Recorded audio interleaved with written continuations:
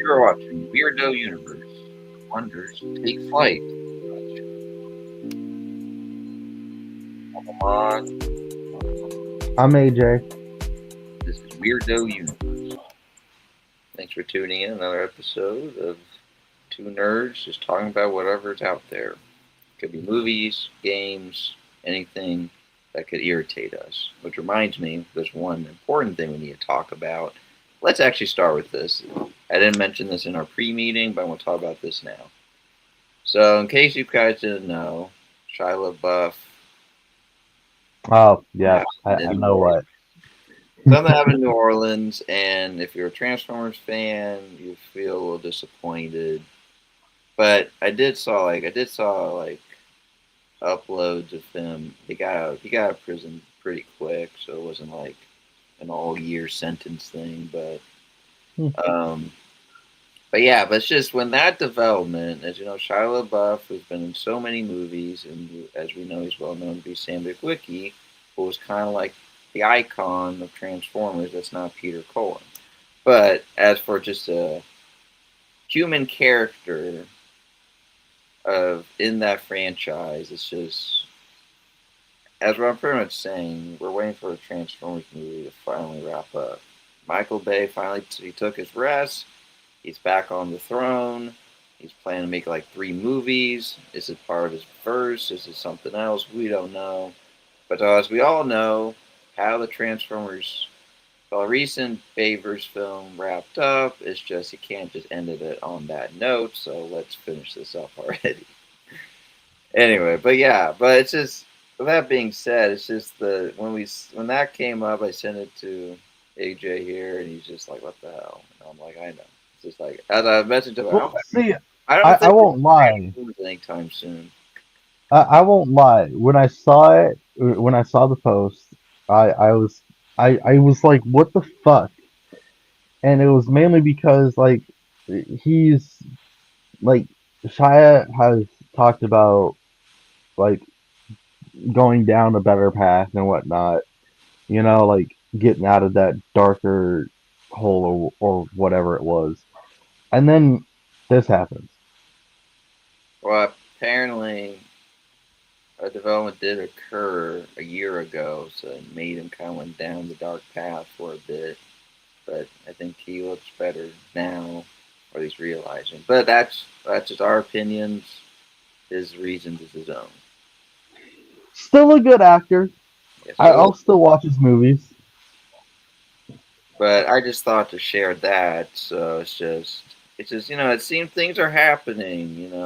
Charlotte made an appearance to say hello to Pete, to Colin. So people are theorizing. Is there something happening? We got Michael Bay back on the, the Transformers throne because Bayverse is just what it is. Hate it or love it, um, and so I on. thought that actually that comic's kind of funny to me because um a lot there was like let me just say that the fandom itself when Michael Bay originally was making the films they were pretty divided.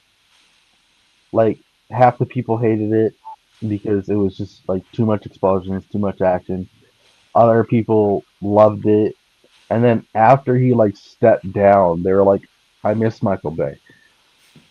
I mean, we had other films that are trying to focus on the G1 verse that kind of give a good trying to fill in the gaps in the timeline because when you see Transformers One, you figure, oh, is that the beginning? No, actually, this is the beginning, and this is the actual beginning of this, and da da da da. So I and still think that they synchronized the night verse, or is that what it's called, right?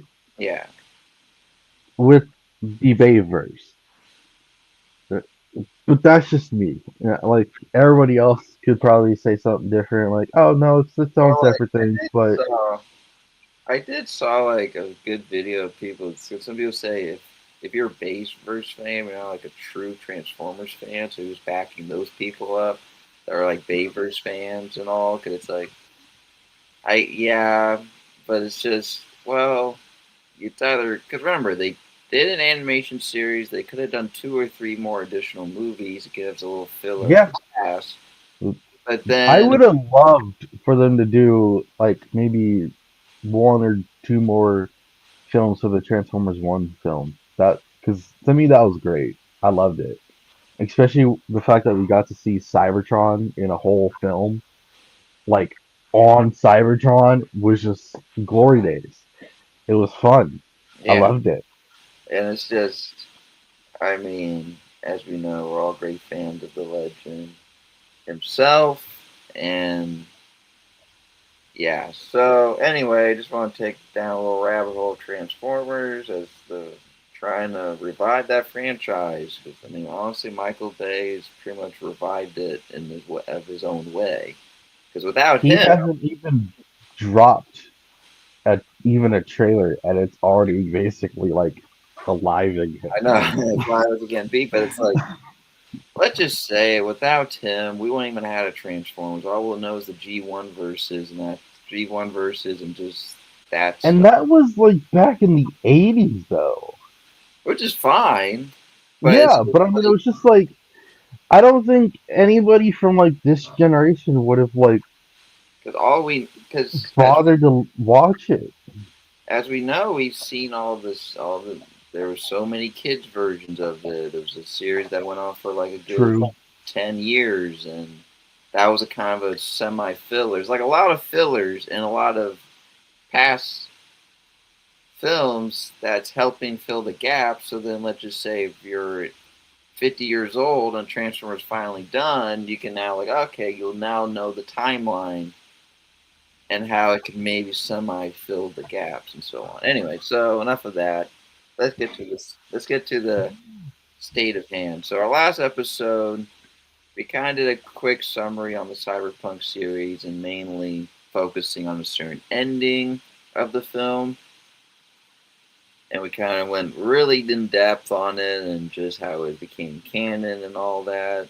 AJ kind of did a really good breakdown for that segment, at least for him for his personal issues he had in the past. But with that being said, we're going to now go a little more in depth as best as we can because it's a big game, a lot to talk about, all the characters.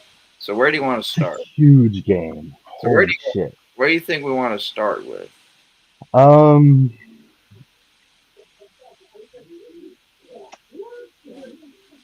I mean, I would say the Konpeki Plaza job. Because I mean, if you really think about it, sure, you get like the little prequels or whatever, or the prologue, kind of, and and whatnot. But I mean, if you really think about it, the Konpeki Plaza job is what really like sets things into motion. Because like that's the full on start of it, really.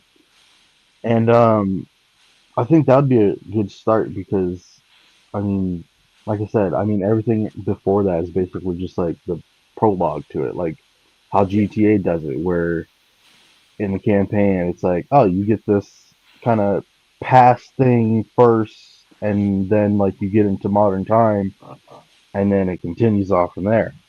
So I mean, I'd say yeah, let's start with the Konpeki Plaza job. So my recollection of it, before even the job happened, you in the game you have a flashback. Well, you have the memories of the protagonist or antagonist, Silverhand, and as you know, he's as you can probably tell his design, he's a rock and roll guy, and that's true. He started with he was with the band for a while, and then he kind of just felt like this is boring as hell. Time to do some real like damage, literally. And in that, as you know, this game is kind of like GTA if it was in the more in the future sense. So you expect all the nudity and all that. So, but in that time, I don't know if it was his girlfriend or his ex girlfriend. I don't know entirely, really, how they really. You talking about Rogue? Yeah, Rogue. Not Rogue. or The one that became an the one that kind of oh, Alt Cunningham. yeah. Yeah. Well, I mean, technically, both of them were his exes. I guess you could really say. This might have been his first ex, or I think Rogue was because I think it was confirmed at some point in the game that Johnny had cheated on Rogue to date Alt, and that's why Rogue hated him. I'd have to replay the game at some point, but I but think that's what like happened. they had kind of like a marital, kind of like a married couple fight, you could say, and Yeah, she kind of didn't like. I don't know if she didn't like him as just because he was a bit of a. He was pretty like addicted to drugs and all that.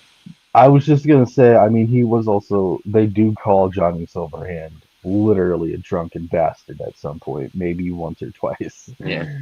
So anyway, like they had a fight, and um, they had a fight, and as he was chasing her, some people popped up and pretty much kidnapped her, and for him, he got knocked out. Well, technically, he got stabbed, Yeah, he got stabbed. But and then he passed out. Yeah, yeah. I um, had to think of that. I had to think about that for a quick minute because I was like, so fast forwarding a little bit, pretty much in the mission, you pretty much trying to save her, but she gets kind of like hot wired into a machine. I want to say, she and gets basically she gets so in sync with the net that she basically her consciousness becomes this like advanced AI. That is basically what happens. so and then till that happened, he pretty much a fast forward. I'm not like for me, this is kind of like the two puzzle pieces that kind of leads to that job where it's like, all right, you did that. I want to like make a real message and go to the tower, which was what was it called again? Arasaka. Osaka. So then that leads to the mission. So him, his other ex rogue, and two other companions, like best friends, they do the massive. They do this massive job, and they pretty much attack. So anyway, he has this cool pistol that pretty much like shoots fire bullets, and it's like a one hit, two hit. Anyway, it's a fun weapon to use. Dude, I found out you could at some point like in one of my gameplays, if you did a certain thing, I think it like the melee Oh yeah, button, yeah, it it does. causes like a explosion from the pistol, just Yeah. instantly kills the person. So you go through, and you pretty much place like literally like a nuke into like the Yeah, base of the tower, and just set it right in an elevator. It was like we're gonna destroy the elevator, and then boom. as you as you escape, Silverhand has his arch nemesis, which was was once a human, and that is Adam what Smasher. it is, Adam Smasher. So them two have like beef with each other. I mean, it'd be kind of nice, just a side note, to know it's like, were y'all like brothers in arms and he ditched you, or who knows what? Because for some reason, Smasher sees him, and as if he was once a human, he actually might know him personally. So anyway, there's not. I don't think there's. They talk about it within the. He talks a little bit about the game, but he doesn't really go in depth. So that's kind of like a mystery. But continuing on, he does appear, and of course everything goes to hell. And of course, Rogue and the others they escaped barely, but for him, which we know we talked about earlier, he gets captured, but not just to get punished, but to pretty much get trapped at, I still say that's a fate worse than death.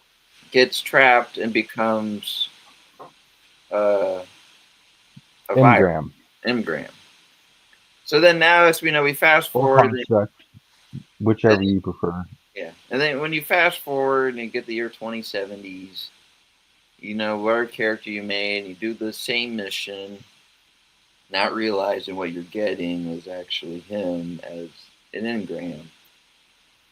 And so now we can, um, I guess we can now go to your first like brothers in arms, which was Johnny. So Johnny, depending, it doesn't matter what story background, Johnny's the first guy you meet, and you either run into him, do a mission for him. Oh, oh, you mean Jackie? Jackie, sorry. Two And then if J Lo names.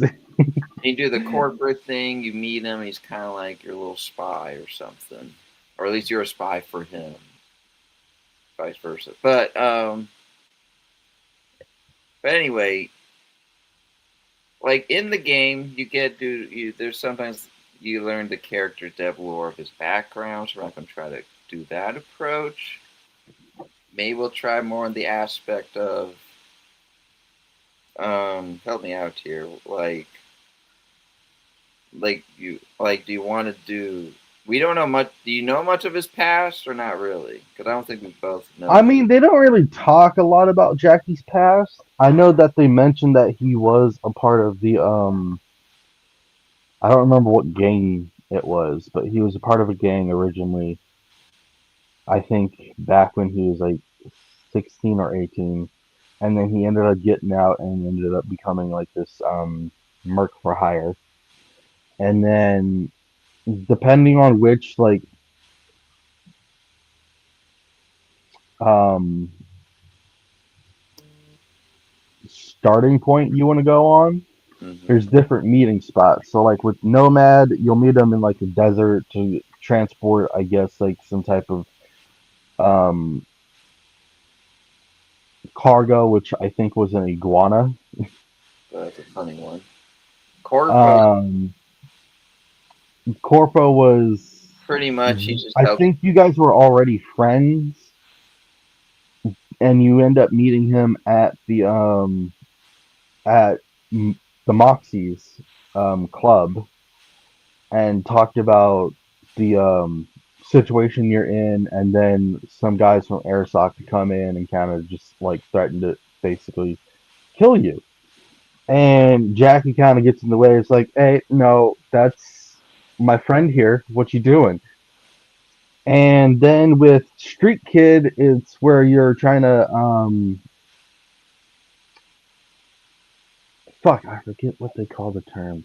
Oh, boost the car. And then he kind of is like, hey, no, that's my prize. What are you doing? And then you both get caught by the cops. And then whole like monologue compilation or whatever the fuck you want to call it goes on where you're both doing mercenary work, and then it goes into the present day where you're then in your own apartment, and he calls you up and it's like, hey, I might have a job for us to do, kind of thing. Yeah. So I mean, anyway, he's kind of like Jonah from Tomb Raider. Is he? Yeah, my mind. I'm a big Tomb Raider fan. I'm trying to remember if I said that name right. But like he's like him. If you play the Tomb Raider, Jonah. Yes, Jonah. Um, he's pretty much like him. He has that sort of helpfulness, older brotherhood with funny charisma, Muscle. muscle. Yeah, but like that was cybernetics. Yeah. And as you know, we'll just recap real quick that at the end of the job, he dies from being shot and he bleeded out, and he carries this engram back to your wherever protagonist you choose between male and female V, and you decide what to do, and yeah. The next, And if I prefer to have it where you send him to his family, because it just feels right. And then there's the other option where if you send him to Vic's clinic, he himself ends up becoming an engram that you meet like near the end of the story. Which I kind of want to try now just to see how that goes, because that would be kind of interesting. And Go also, on. also in the game, if you just call him, you just leave messages as you. Oh yeah, I yeah, mean, I remember doing that at one it's only a point. little dialogue. It doesn't like nothing grows from it, but it's just you can hear some pretty saddened dialogue in that when you call. Oh, and if you also take Haneko's offer, um, and you end up going onto this space station, they will basically drug you so much to the point that you start seeing him. It's very horrifying the way that they do it, and kind of fucked up. So I mean, all right. So the next character, there's a lot of characters, but I'm trying to mainly focus on like in the main quest line of who you really help out because there's like the I mechanic. think the first one you help out is Judy, Yeah, Jude, and and then Panam, Evelyn. I think Evelyn. Oh, yeah, Judy Evelyn. and Evelyn, Yeah, and then it's Panam. Panam. Well, you meet Rogue first, and then Panam. Well, technically, you meet Panam first, then you do Rogue, but you really get the first introduction of Panam personally after you talk to Rogue. I only say this because you can actually see Panam literally storm off from talking to Rogue in the afterlife. Like you literally walk right past her. Yeah, which It, is it's I kind of didn't. like if you blink, you miss it. Like yeah. Um. Well, sorry, I'm trying to think where to go on from here. I guess like, Well, if you decide to help Judy, you end up, well, also helping Evelyn. You end up getting in touch with the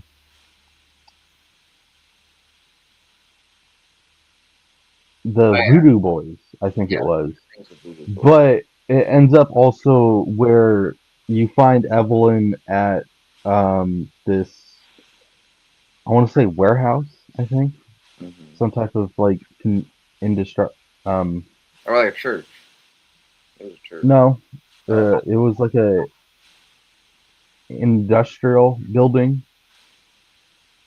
I don't remember exactly what kind of building it was. I just know that it was like in the industrial part of the city. Um, and you find her basically like kind of, well, she's like bugged out of her mind. And I say that because she's, I think, currently in a brain dance, or is what they call it, a BD for short. mm-hmm. And well, let's just say she was also very and highly abused, Judy. amongst other things. Right, Judy. And, huh? Judy, right? No. Oh. Judy was the one that was trying to find her and then save her, which is kind of what like that becomes your side quest with Judy is that she'll call you and ask you to help her, and then that's the whole thing.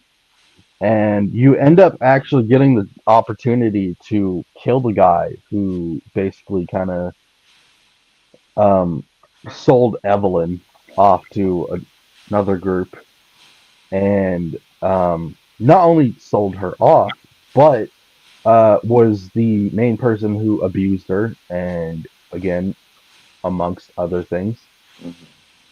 And you have the opportunity to kill him without even knowing what he's done ahead of time. and it's to me it's kind of funny because you get V at some point, depending on like which version. It's kind of the same dialogue regardless, but you get where V's just like, oh well, if I knew what he did to Evelyn before, I would have made sure it was worse with how quick I made it. Um, I think though, mechanically, killing the guy is the best option. I mean, granted, it doesn't like solve the problem necessarily completely, or stops the abuse from happening to another person at Clouds, but I mean, you at least kind of, I guess, cut one head off the Hydra. I guess, yeah. Yeah. I didn't know how to really like put that into a right term, so I just kind of went with that one. Um, so it's a bit of a bumpy road for me. I'm just trying to push through on like how to. We want to do depth analysis, but maybe we don't want to go too much because there's some other stuff to discuss. All right, let's just Well, go with let's see. let's Go just on, let's just go with mainly Panam and Judy. Judy. Oh, I say Lucy and Panam and uh, Judy. You're thinking of Edra. Yeah, let's just go mainly Panam and Judy because with them in the game, you can see how it was well written. I mean, there's one other character we could go, which is the cop, Yeah, River Ward. River Ward. I swear to God, just quick sidetrack. I swear you not. He gives me bisexual vibes. Because even if you play as male V, he kind of gets this like flirtatious kind of attitude towards you, and it's like, No. dude, are you bi? Like nothing wrong with it, but like, So I guess real what? quick. So the character we're talking about, River Ward, he's a agent. He's a Detective detective. for NCCPD or He wants the yeah police NCPD the police department of in the game. It of pretty Night much City. to sum up the story, you're pretty much chasing Serial killer? a serial killer, but you can say well then I don't know. I was about to say pedophile, but because in Well, the he doesn't necessarily. I don't think he necessarily, to the kids. I mean, you could still, I guess, label him as such because he does kind of uh, praise on the youth.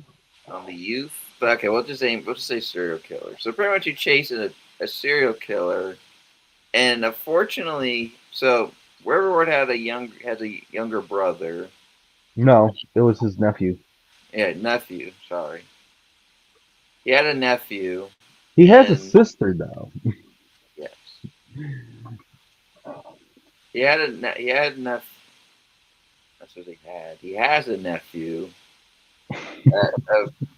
Fortunately, he just, I guess, as a younger self, he kind of clicked on things that felt like seemed cool, but at the end, he fell right into a trap of someone that was pretty much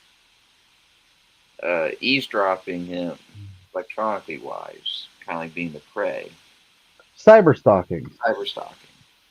And so, pretty much in the quest, you help him to find his nephew, and there's multiple ways in the ending you can. One, you could be with them and pretty much help them solve it. Two, though, I think two or three outcomes. Maybe it's just two, but one of them also is you can actually just drive away and he will just go at it and he dies and you can just take his stuff. Uh, Oh shit. I think there's another outcome, but there's multiple outcomes how you pursue it. You can be the friendly guy or just help him enough and then just ditch and then and John will say some lines about the guy. But Anyway, but the sum up is you pretty much help him. You pretty much help him save his nephew, and then it depends if you want to continue it, which you help him interrogate the guy. I believe. I think you have to. I think it's interrogate. No, it was to originally kill him, Yeah. To but that doesn't happen. He doesn't do it. yeah. So that's the. Personally, I would. Of course. But I mean, okay, look, don't get me wrong. I'm not usually the type to commit crime, but the dude was abducting children and then also killing them. What do you expect? It's a child. I Like, mean, anyway, that quest is definitely it is dark as shit. like eat. I mean, holy fuck. When you first play it, like, what the heck am I about to run into? When I first played it, I was like, what is this? I feel like I'm purposely playing now a somehow got into this like detective like mystery game, and it's like, oh, I have to find a serial killer now. Great. Okay. And then you find them you find the kids that he's abducted in his barn, his family's barn that was shut down for what I think they said like a decade or something. Yeah, something like And he had these kids, these boys in this is in the the game. cattle like things. Like I don't fucking remember what they called it. But it was just so it makes you sick when you walk in there and see all of them.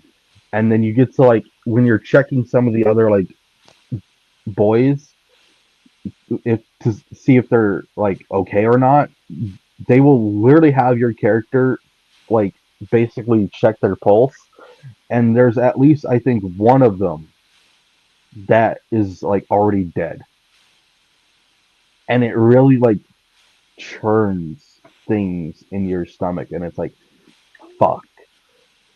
Like I mean, when I say this is a dark mission, it's a dark mission. Yeah, I mean, it is just but all whew. like here's what's funny about it all. It's all for the character depth of Horde. You get to learn a little. Yeah. So it's like, huh, this is an interesting quest because it's like as we're going with Pan Am now, because Pan Am, it's like Pan Am and Judy is totally different. Because for Pan Panam is okay. So just to kind of sum it up between the three, River is basically like the kind of detective romance thing that you kind of usually get in some type of romance films or novels. And then you get Panam, who's basically struggling with the family issues or family drama due to her clan with the Aldecaldos. And then Judy is just the like kind of loner type. I want to say, like, I mean, she doesn't really open up too much, and when she does, she feels like it's like everything's gonna kind of just like go to shit. yeah, So like I don't know if the loner type is the right term to use or what, but that's what I'm gonna kind of describe her as. Um, but yeah, so it's kind of what you get. You get the detective romance. You get the kind of family therapist yeah, into what romance if that's what you do with if you choose to go with Panam, and then you get the I guess also therapist role with Judy that goes into a whole romance thing. I guess I don't fucking. yeah, pretty much. It's Like a weird it is combination. weird. Like for Pan Am, her dialogue that the dialogue she was written into, it's like so. First of all, so before it begins, you kind Pan Am is like the mechanic for Rogue when you need it when you need a car or at least need help with something. You go to Well, her. she's the cargo transporter. usually. Because when you meet Panam, she literally mentions that she usually like helps Rogue basically transport cargo to wherever. Yeah, but And like the first time you meet her, she's like fixing a car, but you can hear her dialogue was just like, she also stole that car, by the way. yeah, she's like trying to like fix it or Like we said, it's basically GTA if it was set into like the future, like 40 something years from now. yeah. But anyway, like so for Panam, it like that's how it begins. Like Rogue tells you to meet her, and so you go to her, and then it's like you just see her like fussing with this car, and you just sound like I've gotta say, you when kind you of sound also like meet she's Panam, therapy already. when you meet Panam for the first time, I'm not gonna lie, I thought she was an absolute bitch. It I does. mean, He does. she had such an attitude towards you, and like it was just like, bro, what? I'm just here to do a job, okay? Like, what do you want And from like me? in the game, so if you well, like if you go for going for the her the rogue, uh, shoot, The oh, romance? no, the backgrounds that you pick. You got your city life, the Outlands. What's the Outland called? Like Nomad. Nomad. So if Okay, you pick, so yeah, basically, the Aldecaldos are technically these like type of clans that are full of nomads, and which you kind of get a reference to a little bit in the Nomad starter. I don't remember what the fuck they call it. but I would just say But if you pick the Nomad background, you get more dialogue, and then you can have like a source some of like mutual connection, knowing that you had used well, yeah, because in those. you end up getting like absolutely like I think you get kicked out of your clan, I believe, and then you meet Panam, and she's basically kind of like on her own. I don't know. I don't remember if she left the Aldecaldos by herself or if she got kicked out originally. I think she might have left it, but you guys would have like a connecting point because you guys are like on your own, and then you kind of help Panam, kind of like, hey, I mean, it wouldn't be too bad to like rejoin them, right? Yeah, Like, so yeah. I mean, so pretty much, there's a lot of missions you do, and then it's like if you were the male V, there's a romance option where they kind of do this sexual poetry. It was just like, what the heck? But Okay, yeah, let's get into that real quick. They do that in the middle of a training exercise in a fucking tank. there's that one. But I'm talking about when you do a certain mission, you have to hide. Oh, yeah, the whole like Hotel California thing. Yeah, like there's like they do this weird like sexual poetry. I'm like, what the hell? They do that a little bit even for female V, but then it's like when you try to go for it more, then it's like, oh, yeah, bow fat. No. I mean, so we're not really going into it, but this kind of connects with Pan Am in a way because it's like when you try to do the romance with her, it's like when you're a man, it's just like you don't know if you want to date her because it's like the way she acts. It's like, am I just the older brother or am your therapist? It's like, Like I said, it's when you work with Panam, you're kind of like the family therapist because you're hearing her problems with the Aldecados, and then you're hearing the family. Saul's problem with her with the Aldecados, and then So, you get some other people, and it's like at this point, I'm just your guys' therapist. What I the like fuck do you? after, and then at the end of it, if I think you've achieved all her quests, you're in like a a sniper rifle in the game, or a weapon in the game, I believe she gives you, and you get Yeah, a cycle. her sniper, her oh fuck, I don't remember what it's called. God But damn it. anyway, I mean, sorry, that might not have been the best in depth of Pan Am, but just trying to move things I along. still say she out of her and Judy are the best romancing options. Well, I'm gonna take away. I'll let AJ take away to do a quick breakdown of Lucy, and then have a couple other things to discuss while we You have mean Joel. Judy? Yeah, Okay. So like I said before earlier, when you work with Judy, you first start off with her with helping with having Judy help you kind of do something regarding the Compeki Plaza heist. And then afterwards, it's a whole bunch of side quests. One of which, again, you do kind of help her get Evelyn back, and then eventually, um, you do kind of get where she calls you at some point, telling you that that Evelyn herself. So um, it does also have a very dark section in Judy's part, as much as I guess you could say Rivers. But the interesting part with Judy is that after some time, um, she contacts you again to meet with you at her at this lake house in a way, this place that was still standing after this flood, and this flood was actually it took over her hometown.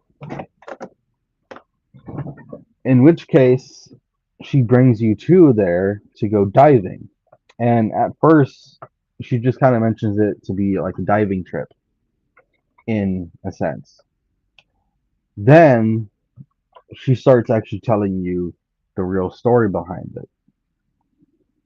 And you end up having, I guess, the biochip with Johnny on it ends up, I guess, bleeding through the brain dance that you and Judy are sharing at the time.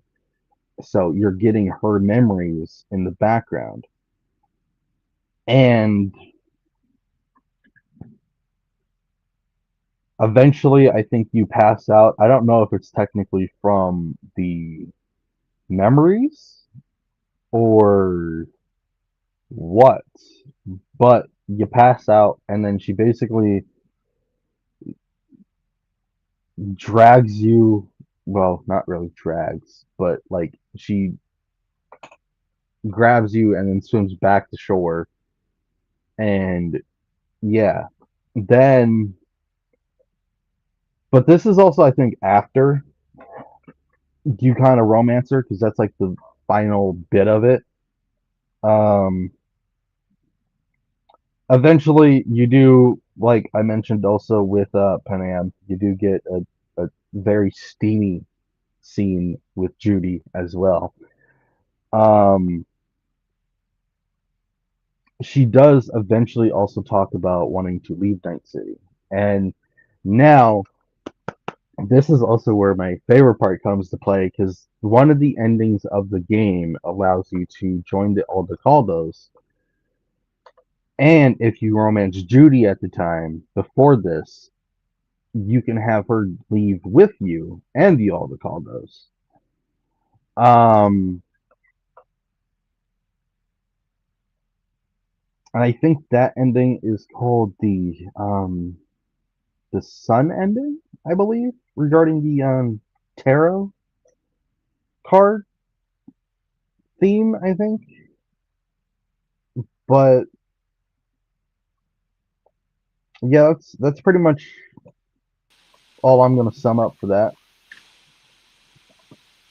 all right. So yeah, I mean that's yeah. So that I mean, sorry if that wasn't made the best in depth and watch Oh YouTube. no, I really wanted to work, but anyway, but I watch our will probably try to do some in-depth character, I guess, like profiles in a post. So maybe I'll do one for River Ward a bit more, kind of go into his backstory a bit and whatnot, and then with some of the others, just so that way it kind of gets a bit more detail involved. I'll do that at some point, maybe this week. We'll see. Um, yeah. So on to our others. I know we went to Transformers because I meant to throw that out there because there's something at least talk about. Now into our video game world. So in case you probably know, Capcom isn't done with the Resident Evil franchise. Um, they're making a new one that's coming out at the end of this week called Resident Evil Requiem. And what I have some understanding with Oh, that's coming out this week. this week, end of the month, Oh shit. and pretty much this this story, I don't know, it's a prequel sequel to an actual Resident Evil game long ago. I have a coworker that's quite nerdy as well, and he's really in depth with the Resident Evil. But so pretty much, there was rumors of a certain character that's making his return, and that notorious character, Leon S. Kennedy. And in case you want to know what Leon looks like nowadays, that's him. And you probably think he's in his 50s, almost. He's 49, according to the creators. God This damn. man is 49 years old. But the sad news is, as we know in certain shows and games, when they make a title of something with character in front, character in back, in other movies or shows, it usually means, sometimes it often means the person in the back feels like there must be some closing chapter. So people are now saddened and rumored that this could be it for Leon. Because here's what's interesting that no one knew about, and I actually saw a clip in RE3 that people might think that Jill might have messed up, where because she was a private investigator herself for Stars, she kind of wanted to learn it herself. So in the event of Raccoon City, there's a thing called actually shoot, what's it called? Um shoot, like it's like a syndrome or something, but it's something about the effects of actually of Raccoon City for the survivors, where you're actually infected in a way. I gotta figure out. Hang on, I'll be right back. We'll be right back. I gotta figure out what You this. talking about the T virus? No, no, no. This is something a little different. We'll get in depth with the virus, though. But hang on, we'll be right back.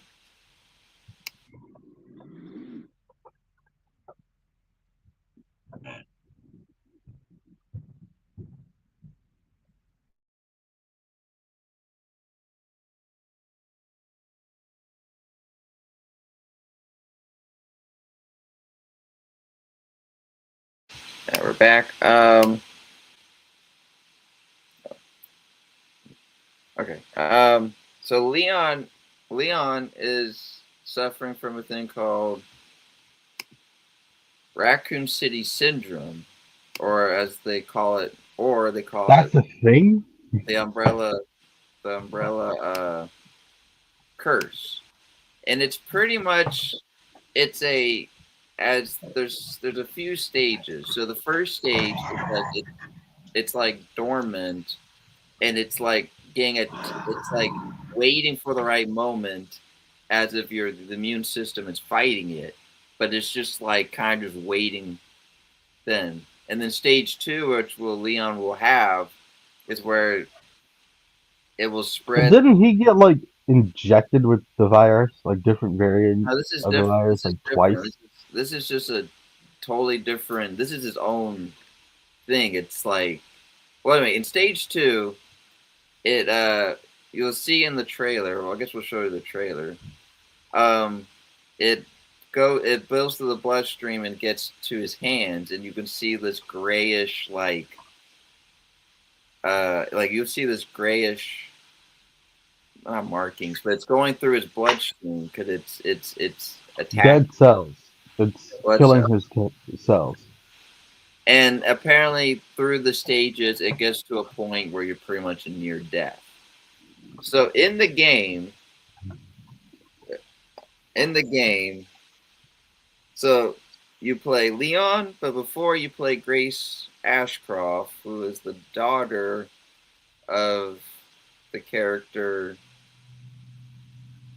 of a character from a game. That's the daughter. But what people a lot people speculate because in this there's at least a clip or a scene when Leon and her meet, and he saves her from this creature. But as the gates were closing, he gives his weapon to her. And usually, as we know in Resident Evil 2, when he was in the police department, the head chief did the same thing. He was dying from a bite wound. He does almost like the torch, even though this is the first year of Leon entering the Resident Evil verse. So a lot of people, when they see that, it's a handoff of she might be like in Notorious, like the next Leon in a way because she resembles him in RE2 RE2 where he wants to help people. So she's kind of doing the same. She's on that sort of slowly on that same path. But I mean, I'm not gonna try to go too in depth. I don't have all the information, but I just thought for us being fans of the Resident Evil verse, there was rumor about Leon, and I'm not even gonna lie. I thought they were gonna kill him off a no, I think long time ago. yeah. Oh, you think a long time ago, Yeah, I thought it like at least at least in like Resident Evil 6 at some point. and I I thought they were gonna like kill him off. also who's in the game that's might she might have the same effect. She has the syndrome. Is Sherry? She's in the game. Right, she was also in Resi 2, huh?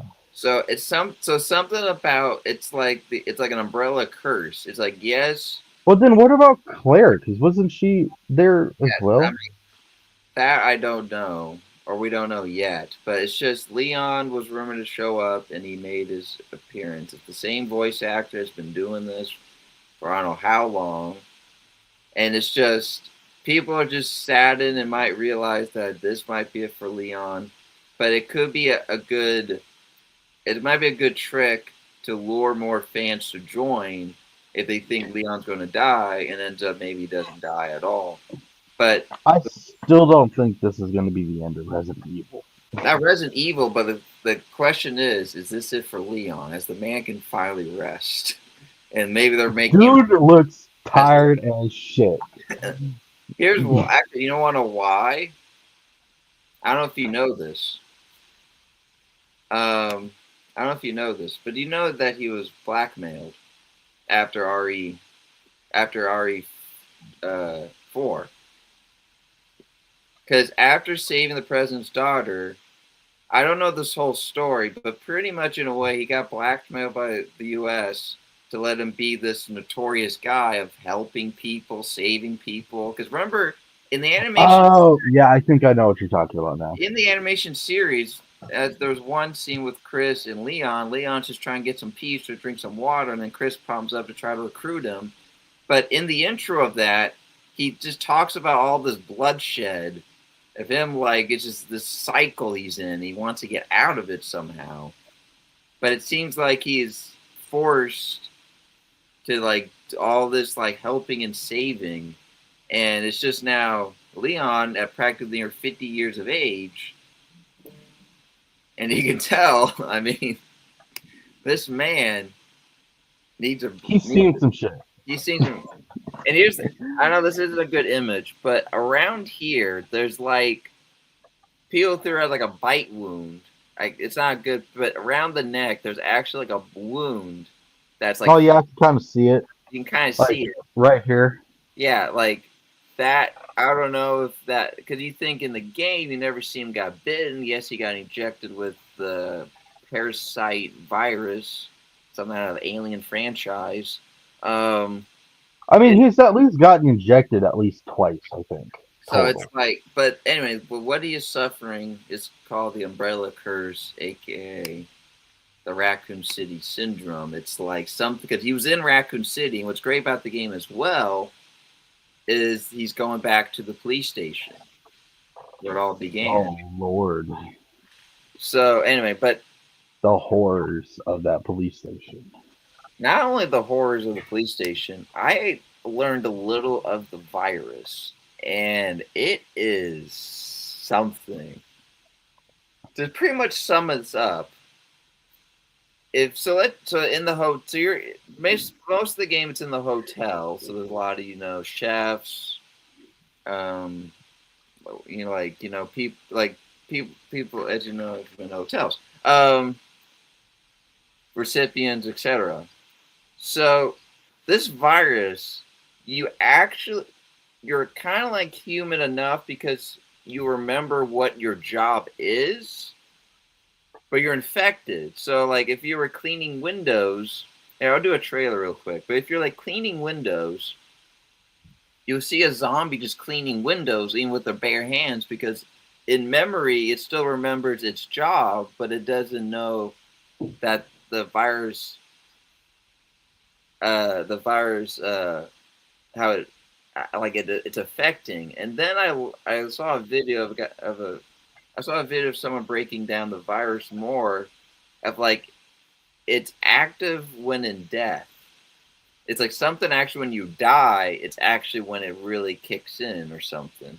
While the other one's kind of like now you're like your Mormon stage, but anyway, I'll be right back once more just to give you a video.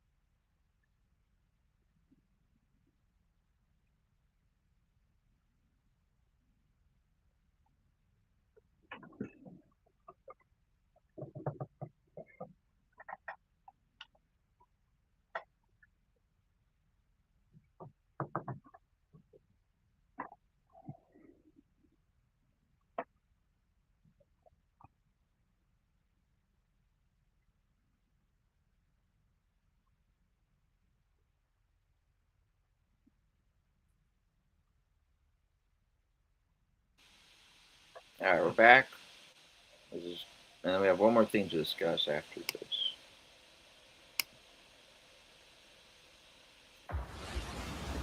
That's 6 now. 6 survivors of Raccoon City, all dead from the same thing. Yeah, that's not good. Victor purchased a building after Umbrella went under. The Rhodes Hill Chronic Care Center.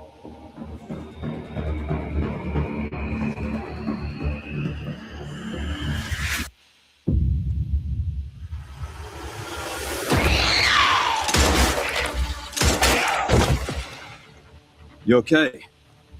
What does Victor want with you? What do you mean? He grabbed you for a reason. Did you find anything on Elpis? Not yet. Nothing on the servers of the CIA or the Pentagon. You are an ignorant fool. Leon, we're running out of time.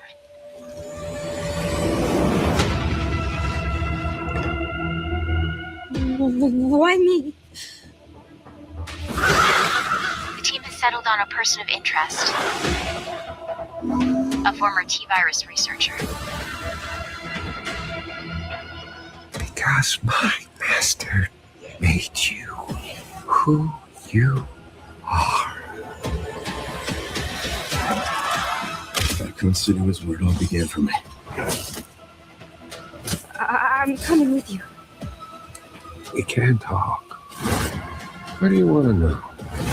I don't want any more regrets. Whatever it takes, count me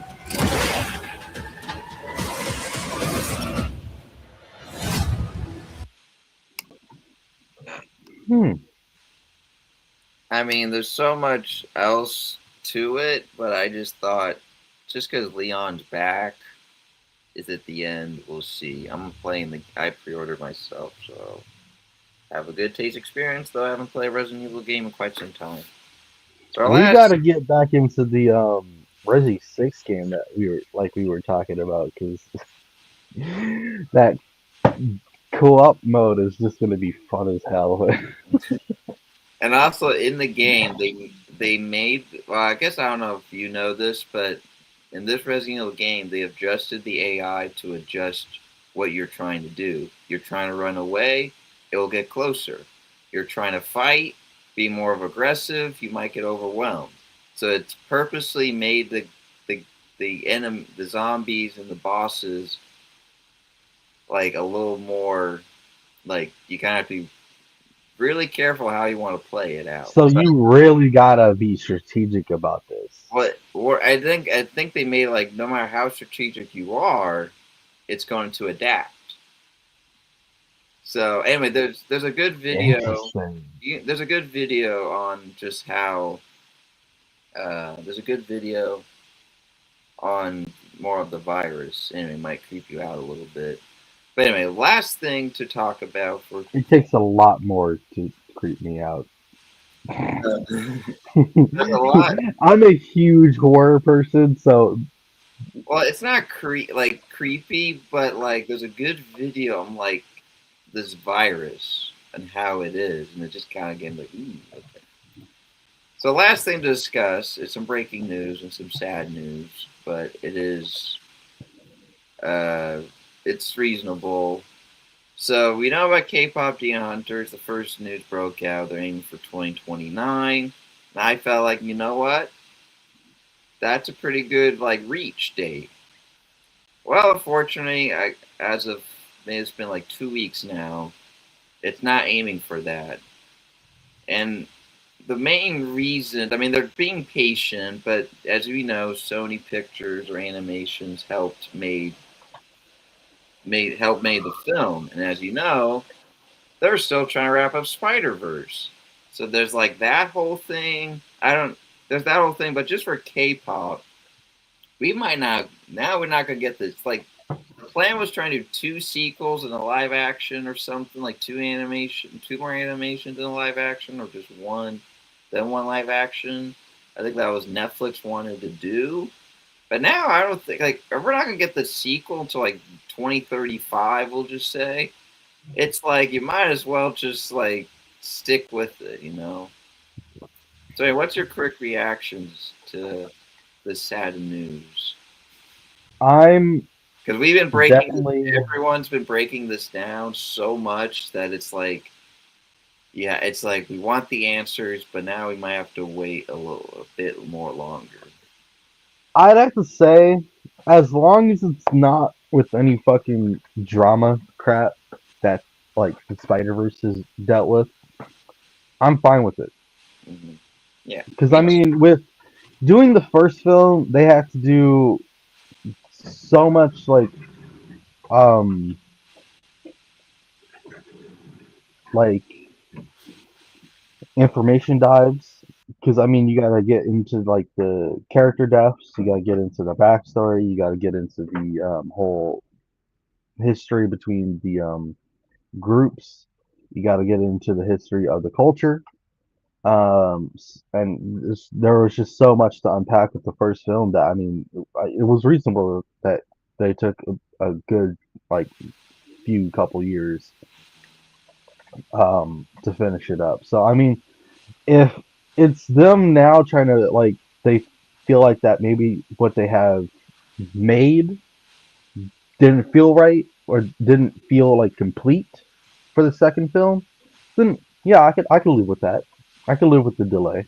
But I mean, if it's something like with like the Spider Verse having like constant drama, then it loses the interest to me. So I mean, it really depends on like what they end up like confirming the delay about. Then I mean, who knows? Maybe. But I still would love to see it regardless because of the fact that I mean the first film did so well. I mean, they didn't do any marketing for it. They didn't promote it in any way. And they made this film roughly around like I think it was like 7 to 9 years. Like, do you know how hard that is for something this successful after it came out? Is like of it being so difficult to keep hidden and without any leaks about it. I mean, that is amazing and impressive. So I mean, So, I gotta give them credit to where it goes.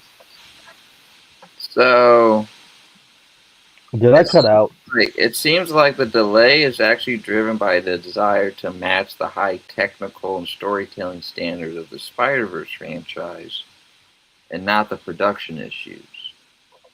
So it's really just Sony kind of being like, "Hey, could we pause on this so we can finish this?" Yeah, like something like that. Like, Okay, I mean that's fair. I'll take that. I mean that does kind of disappoint me a little bit, but I mean a lot of the people who've been waiting on Beyond the Spider Verse has been waiting for like almost what a fucking decade now, almost give or take. and then other reasons from the looks of it, it's like trying to develop a richer world with the in depth of the Soldier Boys. So it's like Okay. we got. I mean, we got the whole musical aspect. Now we need to focus more. Now they're going to try to get the depth. So when you're trying to do that approach, that does take a bit time to get things See, in order. I can live with that. I can live with that. Because there's a lot of mystery. We've been break. I mean, anyone that's been watching this who talk to their friends or family members, they break this down. If you're like people like him and I breaking it down for 7 hours, it's like, yeah. So without further ado, thanks for staying in with us. Thanks for staying. Thank you for staying for us. Sorry to keep you long, but thanks for tuning in, and we'll catch you on the flip side.